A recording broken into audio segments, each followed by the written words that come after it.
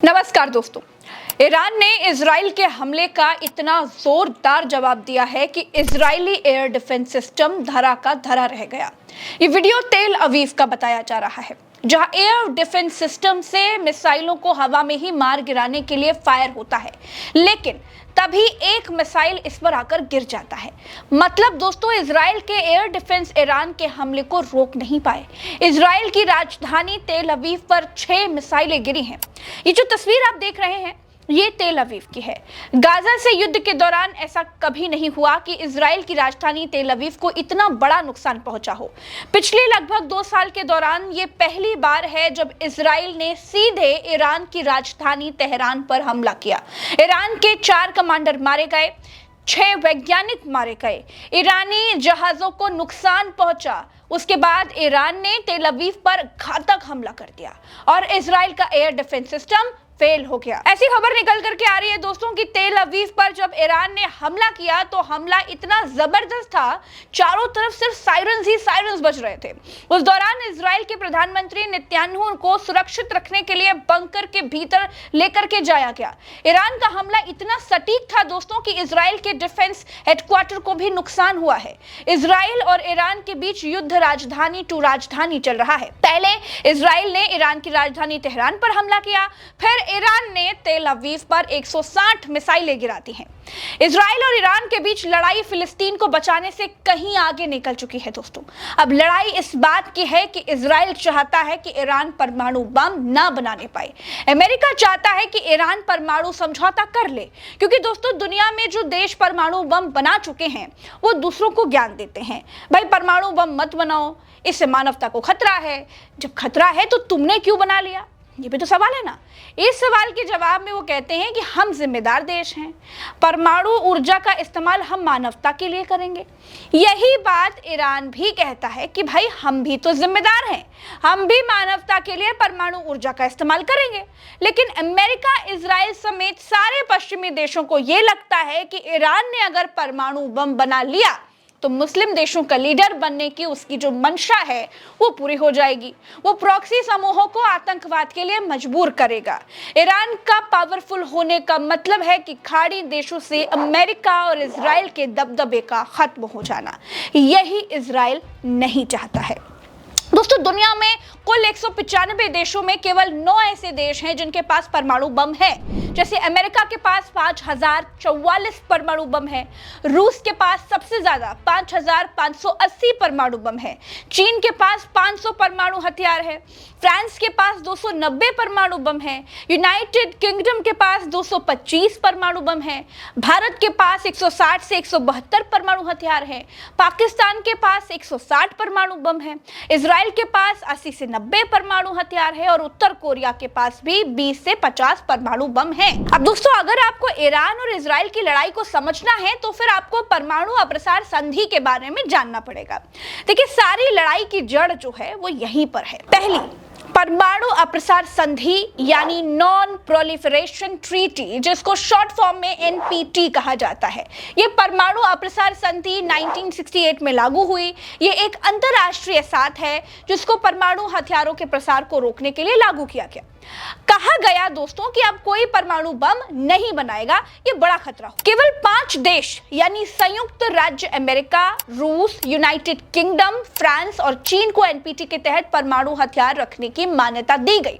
वो इसलिए क्योंकि इन्होंने 1968 से पहले ही परमाणु परीक्षण कर लिया था। गैर परमाणु हथियार वाले देशों से एक पेज पर दस्तखत करवाए गए कि गुरु तुम लोग परमाणु मत बनाना। सब देशों पर नजर रखने के लिए अंतरराष्ट्रीय परमाणु ऊर्जा एजेंसी यानी कि IAEA करके एक एजेंसी है, उसे बना दिया गया। अब मसला ये था कि जब गैर परमाणु वाले 191 देशों के दस्तखत लिए गए तो ईरान ने भी दस्तखत कर दिया कि भाई ठीक है, हम नहीं बनाएंगे परमाणु बम।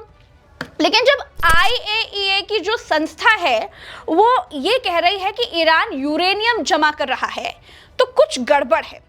ये चोरी चोरी परमाणु बम बनाने जा रहा है, इस तरह की बातें आ रही हैं, तभी कहा जा रहा है कि ये तो मामला संधि के खिलाफ है, इसे रोक लीजिए।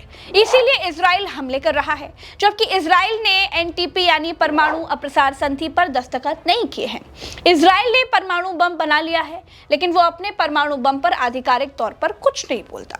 इजराइल इस संधि से बाहर है, इजराइल इस संधि से बाहर है, जिसकी वजह से उसकी परमाणु गतिविधियां भी IAEA की निगरानी से बाहर है। आज की तारीख में 191 देश एनपीटी के सदस्य हैं, लेकिन भारत, पाकिस्तान, इजराइल और दक्षिण सूडान ने इस पर हस्ताक्षर नहीं किए।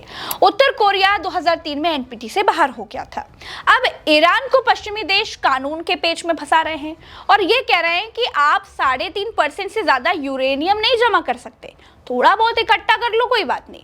90% यूरेनियम चाहिए होता है परमाणु बम बनाने के लिए, इसलिए बाकी का जो यूरेनियम आपने इकट्ठा किया है उसे नष्ट कर दो।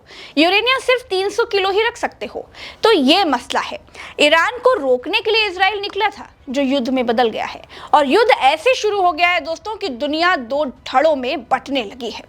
इजराइल और ईरान के युद्ध में आज की तारीख में सीरिया, रूस और चीन खुलकर ईरान के साथ है, जबकि हिजबुल्ला, हमास, हुती और इसकी मिलिशिया जैसी जो प्रॉक्सी समूह है वो भी ईरान के साथ खुलकर खड़े हैं।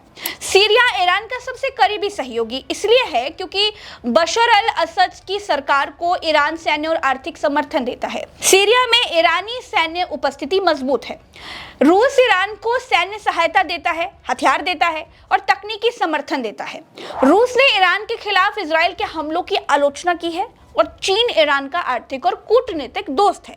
हालांकि दोस्तों, चीन ने सीधे सैन्य समर्थन देने से परहेज किया है और तनाव कम करने की बात कही है। साथ ही Iraq, Turkey, Malaysia, Indonesia, Pakistan, ये जो देश है वो इजराइल के हमलों की निंदा करते हैं, ईरान के साथ सहानुभूति दिखाते हैं। कतर, ओमान, उत्तर कोरिया भी ईरान का सीमित समर्थन करते हैं।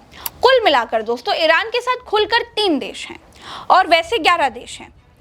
दोस्तों, दूसरी तरफ इजराइल के साथ खुलकर अमेरिका खड़ा है। अमेरिका खड़ा है तो अमेरिका के सारे समर्थक देश भी इजराइल के साथ खड़े हैं, या फिर सारे पश्चिमी देश इजराइल के साथ खड़े हैं। वैसे नाम के साथ बताऊं तो संयुक्त राज्य America, United kingdom, France, Germany, ये लोग तन मन धन से, सेना, सब कुछ मतलब इजराइल के साथ बिल्कुल खुले तौर पर खड़े हैं। सऊदी अरब, संयुक्त अरब अमीरात, Bahrain, Austria, Canada, Poland, Spain, Norway, Austria, यूरोपीय संघ के कई देश जैसे नीदरलैंड, चेक गणराज्य, हंगरी, इटली, साइप्रस, ग्रीस और कुछ लैटिन अमेरिकी देश जैसे अर्जेंटीना और ग्वाटेमाला, ये सब वैचारिक तौर पर इजराइल का समर्थन खुलकर कर रहे हैं। तो कुल मिलाकर देखेंगे दोस्तों तो लगभग 50 देश ऐसे हैं जो इजराइल के साथ खड़े हैं और लगभग 11 देश ऐसे हैं जो ईरान के साथ खड़े हैं। बड़ी बात यह है दोस्तों कि खाड़ी के कई देश जैसे Saudi, UAE, Bahrain, Jordan Iran के साथ नहीं है, लेकिन खुलकर इजराइल के साथ भी नहीं है। ये अमेरिका के प्रभाव के कारण इजराइल का साथ दे सकते हैं। इजराइल और ईरान के लगभग 24 घंटे के दौरान हुए टकराव में सबसे पहले इजराइल ने 200 फाइटर जेट से ईरान के कई ठिकानों पर हमला किया। इजराइल ने इसे ऑपरेशन राइजिंग लायन नाम दिया। इजरायली ऑपरेशन में ईरान के 6 वैज्ञानिक, 20 मिलिट्री कमांडर मारे गए। ईरान ने पलटवार किया, इसे 2 प्रॉमिस 3 नाम दिया। 160 से ज्यादा मिसाइलें दागी गई। ईरान ने बैलिस्टिक मिसाइल से इजरायली रक्षा मंत्रालय को हिट करने का दावा किया। ट्रंप ने ईरान को धमकी दी, कहा परमाणु समझौता करें वरना बड़ा हमला होगा। इजराइल और ईरान के बीच युद्ध में पहली बार इजराइल को बराबर का दुश्मन मिला है। पहली बार इजराइल के तेल अवीव को किसी हमले से इतना बड़ा नुकसान हुआ है। ईरान के सामने खुद को मजबूत करने का लक्ष्य है और इजराइल के सामने लक्ष्य है कि वो अपने सामने अपने दुश्मन को मजबूत ना होने दे। इन सब के बीच दोस्तों अमेरिका जो है वो पर्दे के पीछे से खेल रहा है। फिलहाल के लिए इस वीडियो में मेरे साथ इतना ही। दोस्तों, वीडियो में दी गई जानकारी आपको कैसी लग रही है? क्या उससे आपका कुछ ज्ञानवर्धन हुआ है? अगर हाँ तो कमेंट में बताइएगा। मैं आपके कमेंट का इंतजार करूंगी और सारे कमेंट पढ़ूंगी।